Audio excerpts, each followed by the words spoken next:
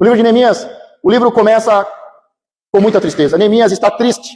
Ele está vivendo muito mais do que uma tristeza profunda de uma cidade que foi destruída e o luto de muitas pessoas que foram mortas e estão cativas. Neemias é um dos que foi levado como cativo. Ele está como escravo, como cativo. E ele, como escravo, recebe notícias que as coisas estão pior. Sabe, eu não sei, mas alguém pode te enganar ou você mesmo se enganar. E a verdade é que as coisas não vão melhorar. A história da humanidade, o dia a dia, cada vez vai ficar pior. Só que nós temos uma esperança e nós temos uma promessa que no meio de tudo isso, se nós orarmos e clamarmos, o Senhor nos livra da guerra, o Senhor nos livra da praga e o Senhor nos abençoa. No meio do caos, o Senhor nos prospera. Então a verdade é essa, que as notícias cada vez serão piores. E Neemias, que está como um cativo, um escravo, trabalhando para um outro rei, ele recebe notícias ainda pior. A notícia é que a cidade não tem muros, tudo foi destruído e queimado, e que o povo está em grande miséria. E ele está triste, muito triste. É uma angústia muito grande. É um sentimento e um momento de luto. Muitas vezes, passar por isso é bom. Eu gosto dos textos bíblicos que diz: Deus me afligiu, e foi bom ter sido afligido por Deus. Porque quando as coisas estão bem, a gente está na praia, a gente está no sofá, assistindo Netflix. Mas quando há uma aflição, quando nós somos afligidos, é como uma ostra. Ela só produz pérolas de grande valor quando ela é incomodada, quando ela é afligida. E é exatamente isso. Neemias está cativo, ele está triste, depressivo, o sentimento e o choro é de luto. Uma cidade destruída e queimada, muitos foram levados cativos e muitos foram mortos. Mas todas as coisas cooperam. Nós temos o dia bom e o dia mau. E a grande questão é o que nós vamos fazer no dia mau. Diz que ele passou um longo período triste. E nós temos, depois de aprender a lidar com a tristeza, aprender a ser afligido para produzir pérolas de valor, nós temos que aprender a lidar com o tempo. Ele passou um tempo triste, sem comer, jejuando, orando. Ele passou um tempo triste e prostrado. Temos que aprender a lidar com o tempo, a viver cada tempo, cada estação. Eu sempre falo, a vida tem, cada fase da sua vida tem a sua beleza. E nós temos que aprender a viver cada estação, cada fase da nossa vida, extraindo essa beleza. O jovem tem a beleza da força. Uma pessoa mais de idade tem a beleza da sabedoria, da experiência. E nós temos que aprender a lidar com a tristeza. Tem o dia do choro, mas a alegria vem pela manhã. Temos que aprender a lidar com cada dia, com cada situação, com cada estação, com cada fase da vida. Temos que também aprender a aproveitar a oportunidade. Ainda que ele esteja como cativo, escravo, em uma terra estrangeira, triste, depressivo por causa de uma notícia, vivendo um tempo de dor e de luto, ele ainda aproveita a oportunidade porque ele está servindo um rei, um grande homem. E diariamente ele vê esse rei trabalhando, esse rei tomando decisões, esse rei fazendo reuniões. E pessoas que estão na companhia de grandes homens e não aproveitam. Ainda esses dias agora, eu via sobre uma das filhas do Silvio Santos que passou um bom tempo com um grande empresário, lado a lado. Ela só tinha que estar do lado desse empresário. Tem pessoas que estão lado a lado e não aproveitam a oportunidade. Ele aproveitou a oportunidade. Eu acredito que muitas coisas ele aprendeu sobre administração, sobre governo, sobre liderança, sobre relacionamento nesse momento de escravidão. Nesse momento de tristeza, nesse momento que parece um tempo perdido de dor. Mesmo num tempo de escravidão, de tristeza, num tempo difícil, ele vê uma oportunidade. E ele está aprendendo a governar com um dos maiores líderes daquela época. Todo funcionário tem isso. Ele pode ir lá e trabalhar, ou ele pode ir lá e aproveitar uma oportunidade. Quantas pessoas as oportunidades estão passando e não aproveita? Temos que aprender a lidar com a tristeza, com os momentos difíceis. Temos que aprender a lidar com o tempo, com paciência, mas não podemos deixar de aproveitar as oportunidades. Ele poderia dizer ali, eu sou simplesmente um copeiro, eu sou simplesmente aqui mais um no palácio. Mas ele estava ali lado a lado, ligado no que estava acontecendo. Aprendendo, crescendo, amadurecendo, entendendo princípios de reino, de governo, de liderança, de administração, de decisões. Você acaba sendo iludido e se perdendo na sua tristeza? Ou você aproveita a oportunidade? Porque depois da tristeza e desse tempo e dessa oportunidade que ele não perdeu, começa a vir os favores. O rei pergunta o que está acontecendo, porque ele está triste, e aí começa a vir um favor. O rei autoriza ele sair para voltar para a sua terra e reconstruir a sua nação. Há uma autorização da maior autoridade. Quantas pessoas querem fazer as coisas sem estar debaixo de uma autoridade, de uma autorização. O próprio Jesus diz, há muitos que trabalharam e serviram na obra, há muitos que profetizaram, oraram em línguas, libertaram. O Senhor diz, apartai-vos de mim, porque eu não vos conheço, eu não vos autorizei. Você não está debaixo da minha autoridade. Como é bom ter o favor de um líder. Como é bom ter a autorização de um líder para um grande projeto. Como é bom ter a proteção de um grande líder e os recursos de um grande líder. Porque o rei, tomando causa, diz, não, você pode ir, está autorizado. Não, eu vou enviar guardas, eu vou dar recursos. Você tem a minha bênção, a minha autorização, a minha proteção, os meus recursos. Como é bom você fazer uma grande obra debaixo do favor de um líder. Mas quando ele volta para a sua terra, nós sabemos que as estratégias vão ser grandes, sutis e muitas vezes perversas, para que ele não dê continuidade ao projeto. A primeira coisa que ele vai ter que trabalhar é a questão da divisão. O próprio povo estava dividido, os ricos, os pobres, alguns se aproveitando da situação. Da mesma forma que nós tivemos o Covid há pouco tempo atrás. E todo mundo sofrendo, o mundo sofrendo, e ao mesmo tempo pessoas aproveitando da situação. Neemias teve que lidar com a divisão dos povos, das tribos, a divisão das famílias, a divisão dos ricos e dos pobres, e daqueles que buscavam os seus direitos e daqueles que aproveitavam da situação para tirar proveito dos outros. Ele teve que trazer uma visão que acabasse com a divisão. Ele teve que vencer os convites. Quantas vezes chamaram, Neemias, desce aqui, vamos conversar, vamos comer. Se você tem um projeto, você não pode se dividir, porque aonde tem divisão, aonde tem duas visões, a casa cai. Reino dividido não subsiste. Você vai ter que vencer os convites.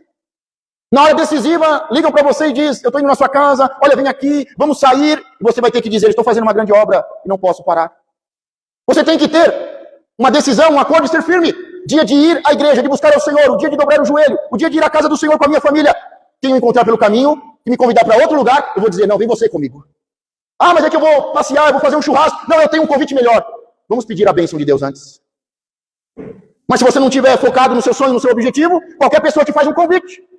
Pastor, vem pregar aqui. Não. Pastor, vem pregar aqui. Não. Estou fazendo uma grande obra. A gente tem que ter inteligência e sabedoria e saber que o inimigo é sutil. Ele vai trabalhar primeiro com divisão, porque aonde há divisão não há bênção. Pelo contrário, aonde há duas visões, a família, o reino cai. Não subsiste. Ele vai te encher de convites. E para isso vai te fazer te sentir importante. Ah, vem aqui, você é tão importante, você tem uma obra. Vem aqui, desce aqui, vamos conversar. Não sei o quê. Não, você só pensa nisso. Vamos tirar um tempo. Você vai ter que vencer e falar não. E foi isso que Neemias teve que fazer. Vencer a divisão no povo. Dizer não para os convites. Sabe, eu tinha uma pessoa que, toda vez que ela ia para a igreja, acontecia uma coisa. Ela dizia, não, você não sabe o que aconteceu. Aqui no meio do caminho encontrei uma pessoa bêbada caída. E eu parei para ajudar. E na outra semana não sei quem me ligou. Pediu para eu ir lá ajudar. E eu fui lá ajudar. E eu salvei a pessoa. E não sei o que lá. E ele vinha, não, porque a história do samaritano é quando ele sai da igreja. Não é quando ele está indo para a igreja, não. É quando ele saiu da igreja com a bênção, que ele foi levantar o caído. Não foi estratégia do inimigo para que ele não subisse ao templo. Você está sendo enganado, você está achando que você é muito bom, que você é muito crente, que você é muito ungido, que você parou para ajudar esse, parou para fazer aquilo. Você é um cara. Não! Você foi enganado pelo diabo. O diabo conseguiu te tirar 3, 4 semanas da igreja, agora você não consegue voltar mais. O diabo é sutil. E ele trabalha a vaidade. Eu não paro para nada. Quando eu estou indo à igreja, tem uma direção. Eu não paro para nada, não ouço ninguém, não recebo mensagem, porque eu estou focado em fazer o que tem que ser feito. Depois, eu vejo. Em nenhum momento ali foi eles subindo para ir ao templo. Toda a situação foi saindo, porque todos eles saíram abençoados para abençoar. Mas tem pessoas que se enganam. E foi uma luta para conseguir voltar. Porque o eu, o super-homem que existe em mim, a religiosidade, o santarrão, só vai nos tirando do caminho. E isso Neemias teve que vencer para realizar o seu projeto. Ele não caiu nas divisões, ele não caiu nos convites, e ele não caiu nas calúnias. Calúnias, defamaram, falaram que ele queria ser isso, ser aquilo outro. Ele falou, olha, tudo isso daí é mentira sua. Todas essas histórias que você está contando são mentiras suas. Nada disso é verdade, nada disso procede de mim. O diabo, ele vai trabalhar com calúnias. Ele vai defamar, vai falar que agora você abandonou a família, que você só pensa em Deus, que você é um religioso, um fanático, que você não ama as pessoas. E Neemias teve que vencer esses ataques, as calúnias. Fora as ameaças, porque aí quando eles não conseguem vencer pela divisão, quando eles não conseguem te tirar da obra, porque Neemias disse, estou fazendo uma grande obra e não vou parar. Quando eles não conseguem vencer com a divisão, com os convites, fazendo você parar, eles vão te defamar, te caluniar. E se não conseguirem te atrair, te seduzir, pelo seu eu, pela sua vaidade, eles vão se levantar com fúria para te matar. E eles traçam um plano. Vamos falar que ele está sendo ameaçado de morte e falar para ele entrar dentro do templo e ficar escondidinho dentro do templo. Tem muita gente hoje na igreja que está escondidinho. Ah, é que eu estou cansado. Não, é que eu vim ouvir uma palavra. Não, é que eu estou aqui só estou cansado, estou doente. Tem muita gente que caiu na artimanha e acha que pode se esconder no meio da igreja. É só mais uma estratégia para te destruir. Deixa eu te falar uma coisa. Posso falar mesmo? Você sabe que o número de desigrejados está aumentando, não é isso? Mas deixa eu te falar a verdade. Posso falar a verdade? Tem mais desigrejados dentro da igreja do que fora. Como assim, pastor? Porque os desigrejados, eles dizem, eu não preciso congregar. Mas a maioria do povo que entra na igreja não vem congregar. Ele vem assistir um culto. Congregar é muito diferente do que frequentar uma igreja e nunca faltar. Congregar é você conversar, é você se relacionar, é você exortar, é você ensinar, é você discipular, é você fazer parte de um corpo. A maioria do povo, fala se não é verdade. A maioria do povo cristão está dentro da igreja e é pródigo. A maioria está dentro da igreja e não congrega, frequenta culto, é bem diferente. Então os desigrejados, que me preocupam, não é os que estão fora. Que dizem, não, eu adoro a Deus do jeito que eu quero, onde eu quero. Eu adoro a Deus na minha casa. Esses não me preocupam não, esses filhos do cão. Não me preocupam não. O problema é os que estão dentro da igreja e estão falando, não, eu vim na igreja. Realmente, você veio na igreja, você veio no culto. Mas a palavra fala que você tem que vir aqui para congregar. Congregar é olhar olho no olho, é conversar, é ter irmãos, fazer parte de um só corpo, é trocar experiência, testemunhos, é você ensinar, é você exortar, é você motivar, é você profetizar, orar pelo seu irmão, pela comunidade. Isso é congregar. Fala para mim. Chuta para mim aí, mais ou menos, na sua visão. Quantas pessoas estão dentro da igreja que não congregam? Que deixaram a congregação e só frequentam a igreja, frequentam o culto? Fala para mim, você tem 5, 6, 7 amigos de verdade? Ou você só encontra eles aqui na hora de vir para o culto? Na hora de fazer o culto? Ou você tem realmente irmãos em Cristo e você vem aqui para congregar, ensinar, motivar, exortar, incentivar a pessoa a vir à igreja? Vocês estão entendendo? Uma coisa está grave?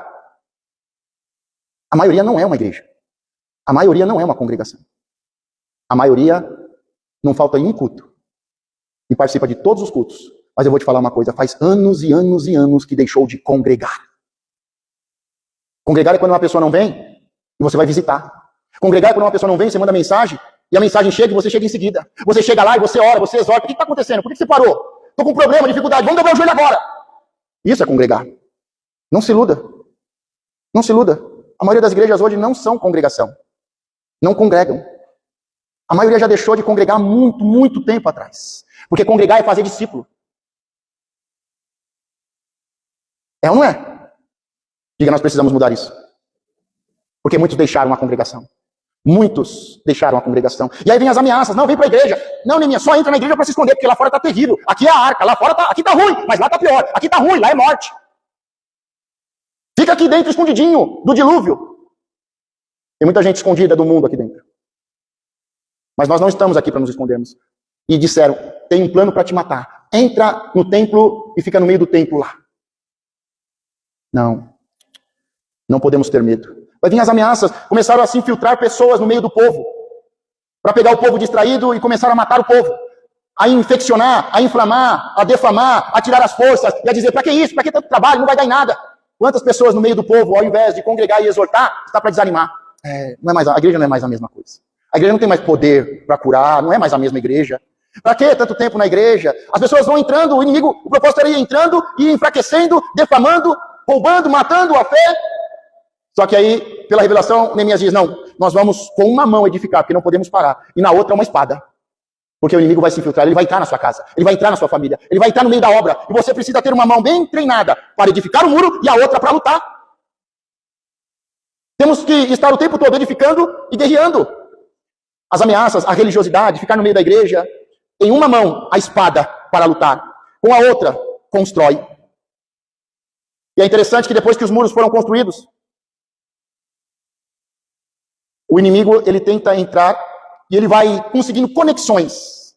Ele vai amigo do amigo, parente do parente, ele vai entrando, vai se infiltrando. Quando Neemias volta para a fortaleza e depois volta de novo para Jerusalém, ele encontra os inimigos na sala do tesouro mexendo com o dízimo.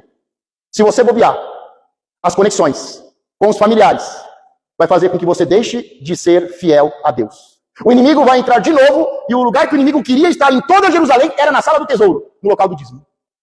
Neemias expulsou eles de lá, tirou todo o lixo que eles colocaram e falou: vocês lutaram contra, defamaram, não trabalharam, e vocês não terão um nome honrado por causa disso. E colocou eles para fora. Nós temos que colocar o Ló para fora. Não podemos ter medo do inimigo. Porque, como assim o inimigo fez de tudo, Sanbalat e Tobias, para que a obra não fosse levantada, e depois que foi levantada, conseguiu ligações, conexões, um network dentro da igreja, e ele entra na liderança e ele está no local mais santo, que é o local da primícia e do dízimo. Aqueles que dizem que não deve se entregar dízimo são os primeiros a quererem o dízimo da igreja. A falar: vamos ajudar a África. Vamos fazer tal coisa. Quanto a igreja tem de dinheiro? Deixa eu olhar a primícia, deixa eu entrar na sala do tesouro. Neemias disse: não, não. Ninguém deve saber sobre a sua vida financeira e sobre os seus altares com Deus. Ninguém deve entrar nessa sala, nesse quarto do tesouro.